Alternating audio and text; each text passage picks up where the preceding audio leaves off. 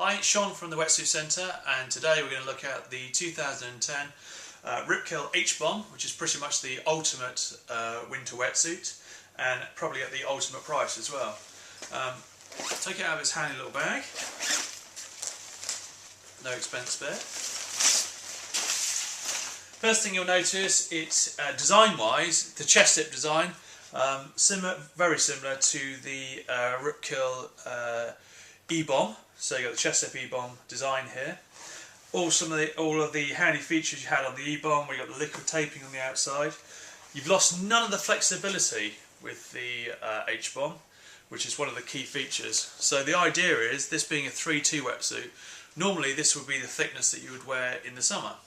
As you can see there, that would be 3. And when we say 3-2, we mean 3mm of neoprene on the body and the legs and 2mm of neoprene on the arms, giving maximum flexibility. So you're probably wondering, being a 3-2 wetsuit, how on earth is this going to keep me warm in the winter? You see here, unlike any other wetsuit on the marketplace, it's got a little switch. And how this works is basically you hold down the switch and it has 3 settings. One, just to slightly warm the suit. A second setting rather to warm it up, and the third setting is to have it on maximum heat, which takes up to 50 degrees centigrade. I've worn one of these just to test it out, and they are absolutely boiling. All the magic, so to speak, is in the back of the suit, where you can see all these little lines running through. These are the electrical elements that heat up the back of your suit. And importantly, what it's doing is heating up your back and your kidney area. And if your kidneys are warm, and your kidneys are getting your blood heated up, it's pumping warm blood around your body, which it thus is keeping you warm. As you can see, it's liquid sealed pretty much everywhere on the entire suit, on every single panel, and it's very limited panels as well. So we're still maintaining as much flexibility in the suit as humanly possible. What we'll do now is I'm going to turn this wetsuit inside out. We're going to have a quick look inside and see where most of the fire lining and a lot of the other features of the suit are. Okay. Got the wetsuit inside out now, and as you can see here, this is where the magic is, the back panels. You can get more definition now where the elements are running through the wetsuit here. This is the part that's heating your body up, this is the part that's keeping you warm. So as it's electrically heating you, you may be asking, where do the batteries go? Well, handily enough, they just slip inside here, and they connect to this connector in here. Lithium batteries, they're not going to rust on you. And also they're not going to make you explode when you're in the wetsuit either. So one there and one there.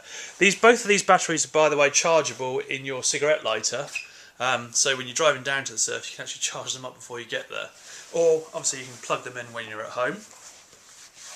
Batteries last on maximum setting around about 2 hours. So you can have a real good session in the darkest depths of winter at the maximum power, which is going to keep you as warm as possible. Have found though, and the people that have used the suit saying having it on maximum is a bit too much, though they generally have it on the mid setting, which is warm enough. So it's the world's first heated wetsuit, and you can see throughout the rest of the wetsuit here, it's the normal E3 material that's running through it, so the normal design.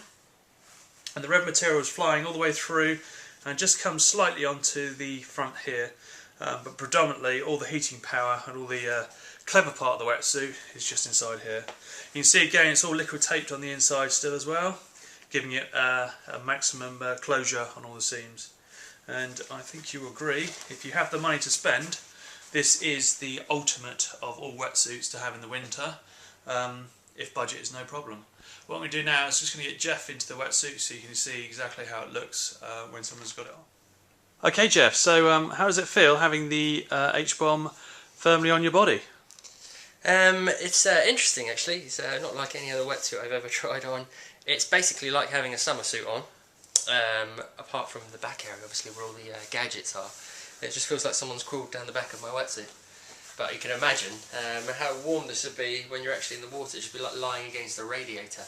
But it doesn't affect your upper body where all your paddling is. You can feel obviously there's more stiffness in the back, definitely. But because the E3 neoprene is so loose, I really don't think it'll affect you in terms of paddling and anything like that. But you can definitely tell in terms of warmth, it's going to be crazy warm. You just spin round for us, Jeff. Let's have a look at the back. And there you can see where we talked about before, where all the elements are actually in the wetsuit there. I'll do this, does that help? Yep, and you can see where the battery packs would be on the suit. Just one battery pack here.